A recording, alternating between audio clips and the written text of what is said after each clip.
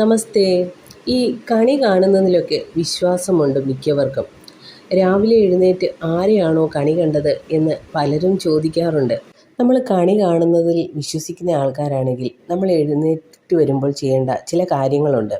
നമ്മൾ വലതുവശം ചെരിഞ്ഞ് എഴുന്നേൽക്കുമല്ലോ. എഴുന്നേറ്റിട്ട് രണ്ട് കൈയും ചേർത്ത് പിടിക്കുക. നമ്മുടെ മുഖത്തിന് മുന്നിലായിട്ട് വേണം ഈ രണ്ട് കൈകളും കൂടി ഇങ്ങനെ ചേർത്ത് പിടിക്കുവാനായിട്ട്. എന്നിട്ട് ആ കൈയിലേക്ക് നോക്കി ഒരു നാമജപം നടത്തണം. അത് രാവിലെ എഴുന്നേറ്റ് വരുമ്പോഴേ ചെയ്യേണ്ട കാര്യമാണ്. അതിങ്ങനെയാണ്: കരാഗ്രേ വസതേ ലക്ഷ്മി, കരമധ്യേ സരസ്വതി, കരമൂലേതു ഗോവിന്ദ, പ്രഭാതേ കരദർശനം. അതിൻ്റെ സാരാംശം ഇങ്ങനെയാണ്. അതായത് നമ്മുടെ കൈകളുടെ അഗ്രഭാഗത്ത് ലക്ഷ്മി ദേവിയും മധ്യഭാഗത്ത് സരസ്വതി ദേവിയും മൂലഭാഗത്തായിട്ട് വിഷ്ണു ഭഗവാനും കുടികൊള്ളുന്നു. അങ്ങനെയുള്ള ആ കൈകൾ ഞാൻ കണി കാണുന്നു എന്നാണ് പറയുന്നത്.